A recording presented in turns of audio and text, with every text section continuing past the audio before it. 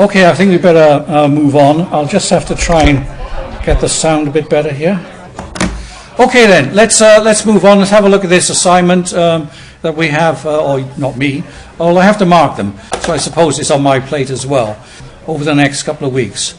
I thought I'd bring it forward to today. That's why I had to really rush through that stuff earlier on, because we have a break next week for it's the Easter break over here in the UK. And I felt that doing the assignment brief 1 week before it has to be done is probably leaving things a little bit late. Besides, nobody will be here in the last lecture, I guess. Maybe might do. I'll probably have a drop-in session for the last lecture for any last-minute problems with the assignment. Okay, so I'm going to just really run through this assessment to make sure we're all on the same page. As you will well know, so I'll have to stay by here so I can keep an eye on the sound quality. So as you know, we got these 4 questions I put up this year, and so these are the ones that you have a choice of. You choose obviously one of these topics, and the important thing when you pick a topic is the whole thrust of assignments from me is for you to engage critically in the topic, and basically not to accept any of these statements if you choose not to, for example. Yeah. So we have critically discuss using 2 organizational examples and how you use inventory management. What is an effective supply chain strategy? And this business about forecasting is becoming more difficult, and we're going to have to be more demand driven. And what is sustainable supply chains, which is, Now, some of the common errors, they're all case by type questions. They're all, as you know, they're all 2,000 words. I'll say more on that in a minute. But some of the issues I sometimes face when I look at some essays, and they're all the same type of questions we get for the postgrads and for you guys who are basically 2/3 of the way through the undergrad course now, is to try and start looking at these questions in a much more critical and evaluative way, and not to accept, more or less not to accept at face value any of the statements within the question itself. Yeah, so you can argue for and against certain positions and take apart the question. I'll come to that in a second. Take apart the question and formulate it in such a way, in the way that you want to address it, for example. Some of the problems, now explaining what the problems issues are. So launching into an essay without explaining exactly what you're looking at. And so during the first parts of any essay question, you need to elaborate a little bit on the take that you're going to have on the question at hand. I'll say just a bit more on that in a second. Don't make unwarranted assumptions or stick into generalities or making assertions which are not supported in any way by reference to a journal article or some authority outside of yourself. Yeah?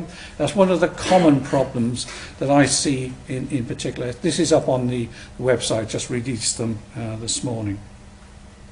Not integrating your various points into a cogent conclusion. In the 2,000-word essay, at least for me anyway, that you'll write your introduction and the main text, and it'll all be pulled together towards the end into some sort of conclusion, yeah? Much the same as we've done throughout all of the other courses. If you do a lot of these things, yeah? So pulling all of the points you've made into a clear conclusion at the end of the essay is critically important. Pulls together, and so the reader reads all of this stuff, and there it is at the end. That's what has just been said throughout the essay. I'll say some more on that as well in a minute. This doesn't apply to you, like relying too much on your past experience or common sense. The important point this is making is do not make any unsupported assertions or points that are out. You need to support it with some reference somewhere to points made or comments made during the course. So use theories or research that we have studied, and it can be, if you have a method or approach which may have popped up in one of the other courses, that's fine. You can bring those in as well. I don't mind that at all, in fact. You should use stuff from elsewhere in the course. And one of the main points of the prompt, focus on a specific question. You need to deconstruct all of these questions to really get at the essence of the way that you're going to answer them. And when you've done that, focus on that specific question. The most common reason for problems is answering the wrong question. You've seen this millions of times.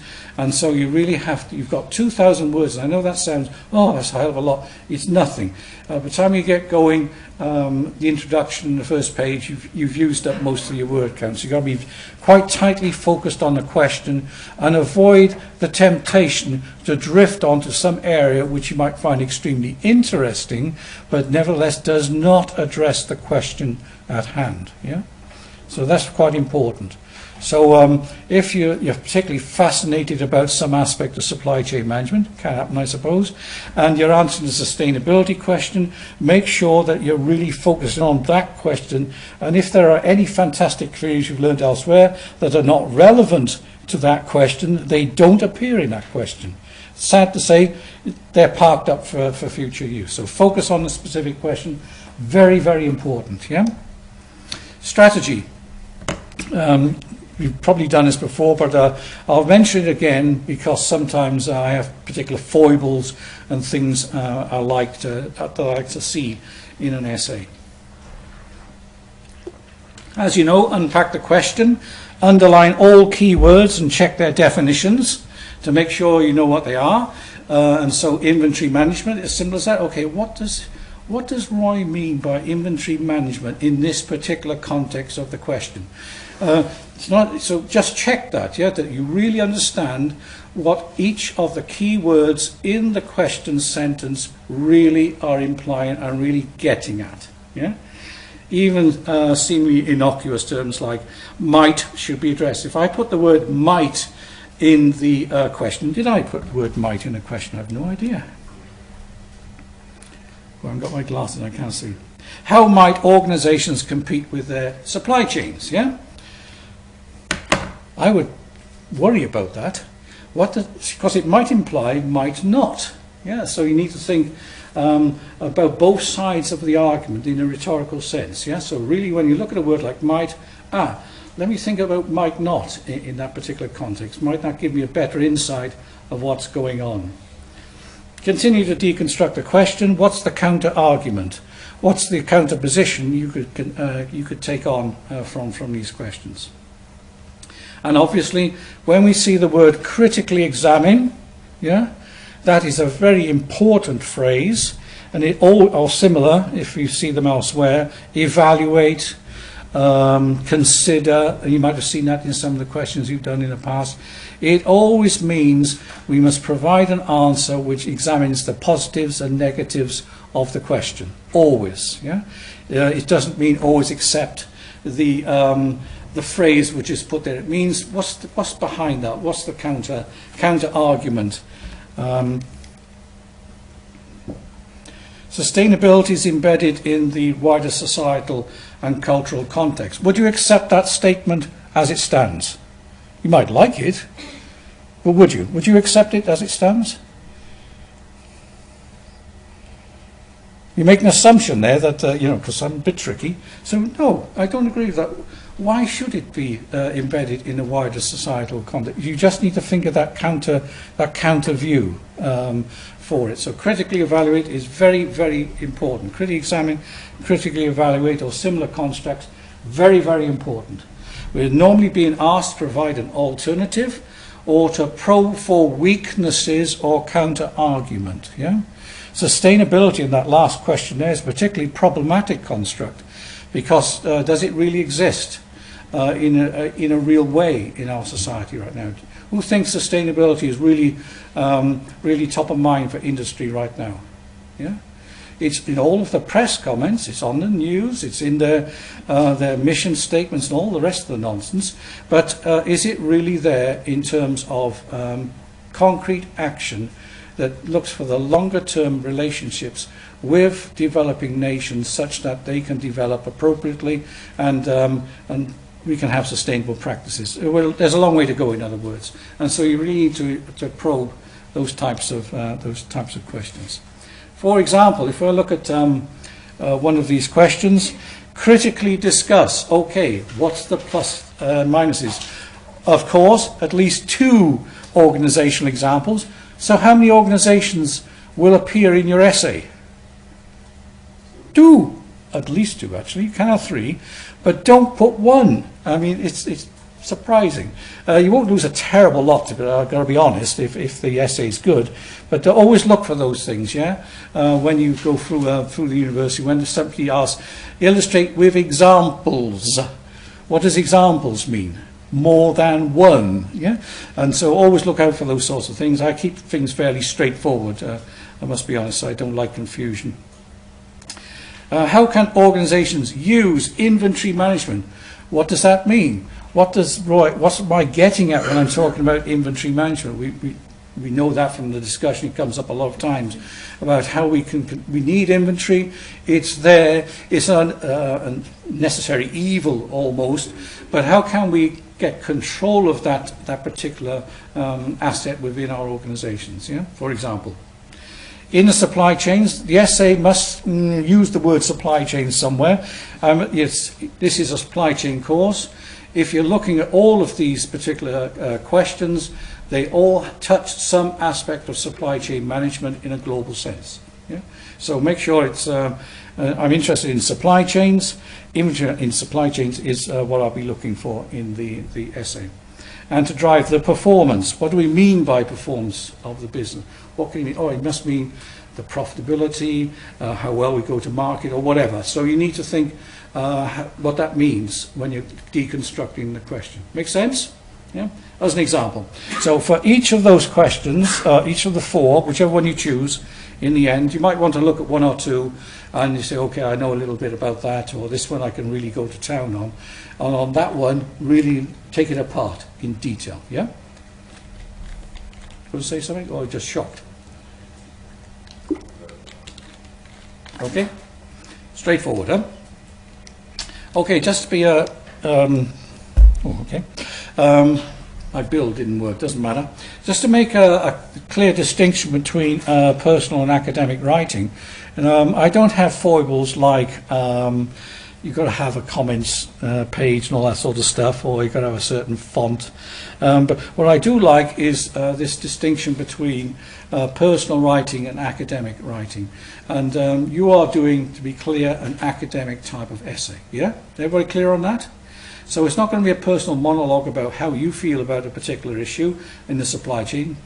Can be, but you will not get fantastic marks for that type of stuff. Yeah, everybody here is aiming for 60 and above. Yes, well, 15 and above. Let's go for it. And so the differences here are quite clear.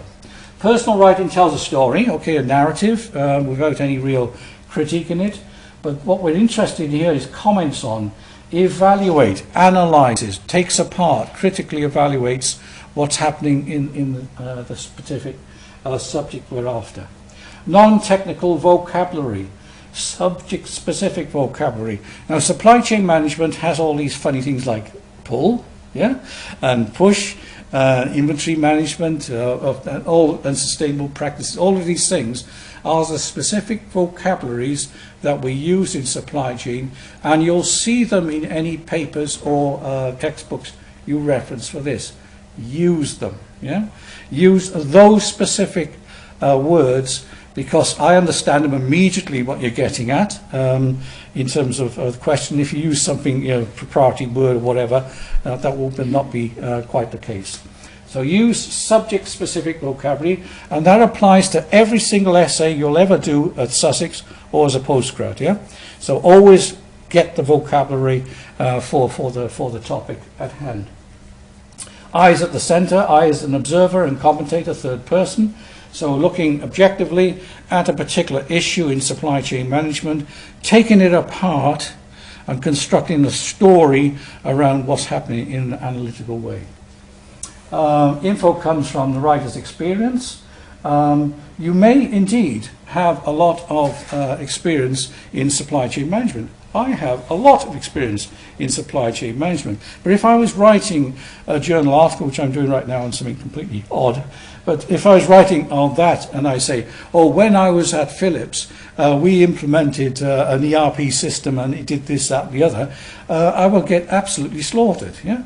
But if I said Philips implemented an ERP system in order to address stockouts across Europe, brackets blogs 1999, everybody for some reason accepts that, but that's the way it is. Yeah?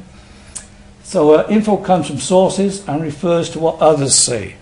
Your opinion counts for nothing in an academic essay. Yeah? Is that clear? And all the others tell you this as well? Probably, yeah, in a similar way.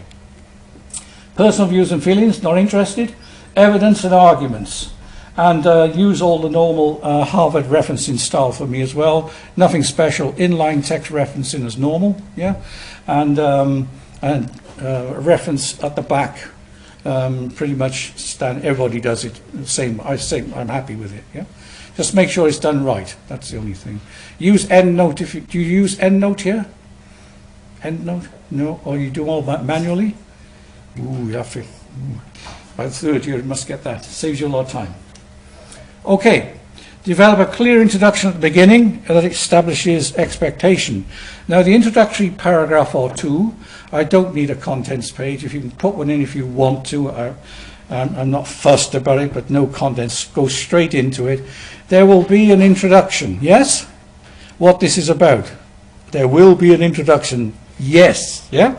So everybody writes an introduction, and it is a contract between you and me. And it tells me what you're going to say. And I look for it. So if you tell me you're going to look at a particular topic and you're going to do it in a certain order, I expect to see it. Yeah? Make sense? When do you do the introduction? What? When do you?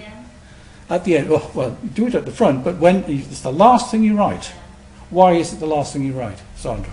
This introduction should be like you're going to tell the reader what you're going to talk about. Yep. So like you need to write something first in order to be able Absolutely. to tell the reader what you're going to talk about. Construct it backwards. Because when you've got to write a plan or an introduction, my suggestion is write out an outline plan of how you're going to address whichever question you choose from here. Write it out, then change it when you've written it. And then, because it all then lines up and stacks up. And the conclusion you write towards, obviously that's one of the last things you do as well. So you write your stuff, you make an initial outline plan, you write it, then you tweak the introduction to suit what you've written, because you might have gone in a slightly different direction. People often forget it, sorry, but people do, that they write the introduction, that's it, done. They write a pile of stuff, and where did that come from? And you've just no idea what's going on. And so make it all, do it that way around. So Sandra says, put it last. Let the reader know what point you're making. Should be specific, not too general. So I'm going to examine the issue of the sustainability in the supply chain. I'm going to begin by doing this, then I'm going to go on to do that, then I'm going to close by saying this. I will conclude that. That's the sort of thing that your introduction would look like. Can be used by the reader as a roadmap, and it is for both of us a roadmap for you to write the stuff. You will tweak it, but for you to, that's what I'm going to do, and for me to understand what's coming next, because it makes a logical flow. It's not fixed, can be tweaked later, obviously. And what you write in the essay should not deviate from what you promise. You make a promise in the introduction, keep to it. Yeah, make sense? So restate the question. So I am going to examine the issue, whatever they were, of sustainability in the supply chain, whether or not it's embedded, blah, blah, blah. So you sort of do it like that. And outline the points and the order you will make them. I will begin by defining the issue of sustainability, let's say something like that, then going on to consider how sustainability is embedded in the cultural context of an organization, and I will conclude that. Yeah, that sort of structure. Finish on a hook or a rhetorical question. Yeah, so a hook, what's coming next, or a rhetorical question. Is supply chain sustainability real or imagined? Question mark. Yeah, as a hook towards the end of a paragraph often works quite nicely. Develop the outline, keeps focus and saves you time. It is best to do the entire outline before you actually get into it. Once you've done the introduction, or roughly speaking what's going on and the main points you're going to make, then you write an outline, topic 1, topic 2 and so forth, and so on. Just write them out, single lines, you know all this stuff, you've done it before. Helps you organise your ideas, make sure you cover them all. Yeah, so you need to, oh damn, I forgot to put that in. No, you have it on your outline, so you sort of tick them off nearly as you go through the essay. What I used to do, probably because I'm a bit of a nerdy type person, but go for the essay and I've done that bit, tick. And so I knew that I'd covered all the points I had in mind, kept me focused on things. And there's lots of ways to do an outline. That's a matter of your style. That's nice, it makes it different, yeah? So it depends how you want to do it. Start your paragraphs, each paragraph with a clear topic sentence. How many ideas should there be in a paragraph? 1, yeah? 1 clear idea. A common problem is to try and make a paragraph do too much work. So introducing lots of ideas all at once, or one after the other in a paragraph, it gets incoherent. One main idea per paragraph comes at the beginning. So this is the topic, this is the top button. Topic sentence comes at the beginning of a paragraph, presents the most important point, so whatever you're going to cover in that paragraph, obviously. Specific and not too broad, not too detailed, but erudite and so on, and can introduce a controversy. Or you can start off with something which you don't think is quite right, or in the question, and you're going to really, no, I don't really think that organisations are operating in a sustainable way. Inventory management and competing is okay for big, powerful organisations, but for supply organisations, it's quite another thing, and so on. Yeah, so you can think of a bit of a controversy at the beginning. Use compelling points to support your topic sentence, pieces of evidence that support the claim you've made. Can be facts, examples, quotes. I've got a nice little the PI process. Yeah, point, illustration, example. Have you covered that before? I'll cover it in a minute. Doesn't matter. Oh, I'll do it again. Quotes, stats, obviously all of these things. Most cases you will probably draw on literature, which or somebody has said something which you've picked up as you read through things. So Morgan 2005 said that, whatever. And so that's a nice way of doing it. Once you've listed your supporting points, you can now elaborate on by adding detail and explaining what you mean further. So make your points and move on. Elaborate the points with concrete details. The main topic sentence and the concluding sentence. The meat of the paragraph must be where it's all happening. Yeah. So the middle of the paragraph is where you're really saying what's going on. So concrete detail is the meat of the hamburger. So adding details or explain what you mean and so on. It constructs an argument. Concluding paragraph wraps up, concluding sentence wraps up the entire paragraph. Restates or rephrases the main point. So sort of tops and tails the paragraph. I was going to say this, and that's where you put the hook in again towards the end. I've just put things out. Therefore, an effective supply chain strategy is one that is consistent with the organizational objectives. I couldn't think of some decent examples. I was inventing these only a couple of days ago. Sustainability cannot be seen as an approach to limiting developing nations' economic development. Okay, you can tell that the sentence was made up on the hoof. But so these are examples of how you might close off a paragraph, yeah. And so to sum up almost what has gone on before in the text.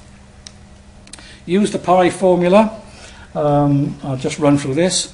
So point, illustration, explanation. Have you done this before? So I can be quick. This is a general little strategy for summing up what I've just said. P is the point, the main thing you want to make. Illustrate it, a quote, a paraphrase from a text. As a tip, don't have too long quotes in a short essay of 2,000 words. It is far better, so you have a quote, and you look at it and you say, this says everything I ever want to say about. So you read a book and somebody has written something, that's it. Yeah, it is better sometimes to rephrase that in your own words. Yeah, and still use the reference at the end. So blogs 1999. It's a bit better than having 3 or 4 sentences. Never have more than one sentence in quotes and a page number. Yeah, that's one of the foibles I do have. So it's okay if it's a really short one, fine, but don't have too many of them. Yeah, is that clear? Do you know what I'm getting at there? Okay, point. It is argued that innovation projects are especially large or risky are best suited to large firms. That's a particular point. Illustration. Davenport 92 points out that explanation and your explanation about the point, what the quote means in a specific case you're illustrating. So the point I'm making at the beginning of the paragraph argues that innovation projects are especially large or risky, are best suited for large firms. That's the claim I'm making, yeah, right at the beginning. So we go further. It is argued that innovation projects that are especially large or risky are best suited to large firms. That's the point I'm making. Davenport points out that larger firms are better positioned to manage large or risky innovation projects as they have adequate resources and capabilities compared with smaller firms. Illustration, yeah? Is that clear? Have a look at that several times, because that shows you how to construct those main topic points and the first, at least the first one coming after that, yeah? This suggests that, okay, this suggests that large firms tend to outperform small firms at risky and larger innovations for several reasons. And I just carry on, I made these up obviously. Large firms have enough finance to deal with risky failures, large R&D budgets and so forth. And that just wraps up with explaining the points and the argument I've just done. So that's the so-called PI formula, yeah? So that's a generic strategy for how to write paragraphs. I use it myself, yeah? Use transitions to create coherence. So particularly for overseas students, we're very fond in English of putting these first, seconds, in additions, neverthelesses, and whatever else is there, in contrast and so forth. So use these transition words to link together ideas. Yeah, they're fairly clear. For overseas students, one clear idea per sentence. I don't like too many bullet points, but if you have a bit of, I'm okay with a few bullet points to make the points clear. Overseas students, make sure you use the English article. That's one of the most common problems with overseas students. So the, and a, and stuff like that are articles in English which don't exist in Chinese. I don't think so anyway, but use them, yeah, and just get something to read it through later on so it flows, yeah. And don't forget the full stops, eh? Full stops, good, yeah, like them. So don't forget those sorts of things, and punctuation and the rest. Those are some of the foibles I have, yeah. Some people have their thing. I do like to see a sentence that flows and has a full stop at the end and a capital letter at the beginning, yeah. The most important thing is, though, the argument. I, broadly speaking, overlook all spelling for everybody. So, you know, people make slips, so I'm not so fussed about that. But I do like to see a coherent argument in a sentence which flows from start to finish. Yeah? So that's the important thing to concentrate on. And then use these transitions to create a bit of coherence. Use appropriate number of tools or frameworks for the question as you read through. Introduce, if you have any tools, I can't think as many. For example, you wouldn't bother to explain MRP and how that works in an essay, would you? No. You just make reference to that point. So introduce it and with a reference. There is no need to explain. Do you do the Porter framework on your courses? No. What do you do on your courses? Okay, there will be frameworks that you've used elsewhere, usually scaling frameworks, yeah? So 4 boxes and stuff like that. No need to explain them in detail at all, you just reference them. No need for tables and tables of cost or tables of anything, only if it's relevant. So if you had looked at a particular issue, and you saw that industry was falling, or integration, or sustainability, wherever it happens to be in a particular country, that's okay to have just that one table, just to illustrate things, or a graph, but not too many, yeah? Breaks up the text, and put them in the text, not in the appendix. Yeah? I don't, so if you have an illustration, you made a nice drawing or something like that, stick it in the main text, yeah? And just describe it a little bit, put figure 1, all that good stuff in there. It helps, actually, sometimes with the flow. I like it. I personally like it. Pitch report as an academic article, engaging in debate. The most important thing when you're doing an academic essay is to engage in the debate. Now, in most cases, you can argue both sides of an argument. In most cases, and all of those questions, if you look for it hard enough, there are two sides to the argument. So engage in that debate. Take a position if you wish. Yeah?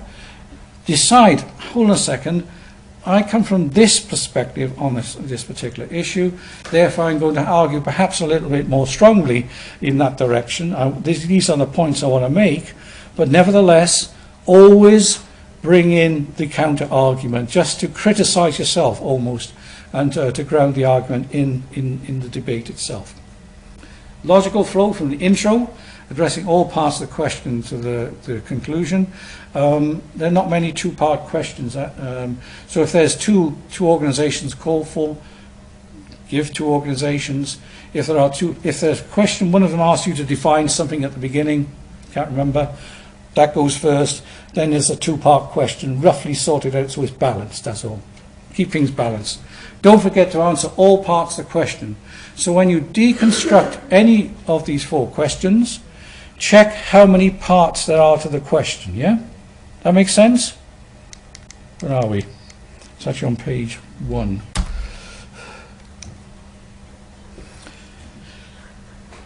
Where are we? Okay, explain the importance of an effective supply chain strategy in achieving organizational objectives, part 1. How might organizations compete with their supply chains, part 2. So that's a 2-part question.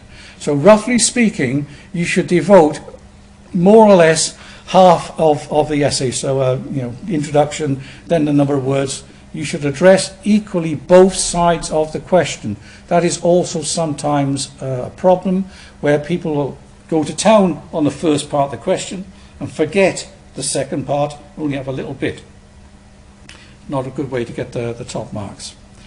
What are sustainable supply chains? Define it. Critically discuss using examples. How many examples? 1? More than 1? Examples, more than 1. The following statement, okay, sustainability is embedded in a wider blah, blah, blah, and so on. So sustainability is embedded in a wider societal and cultural context, and our structural problems, so that's part 1. So define sustainability is embedded in a wider societal context, and our structural problems with long-term solutions that cannot be addressed. That is actually a 3-part question, yeah? And each part must be addressed.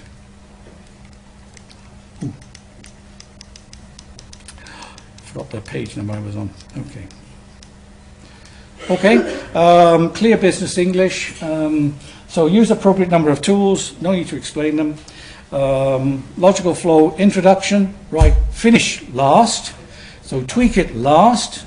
And therefore you have an introduction and the body text and a conclusion, which are all lined up. The conclusion tends to not just repeat what you've done in the main text, does it? Ooh, it does. No, it doesn't. It summarizes and lifts the specifics to look for more general lessons, yeah? And to form more general conclusions about what's happening in a particular question. Clear business English with referencing. Use Harvard forward for in-text and final references. Call it references for clarification.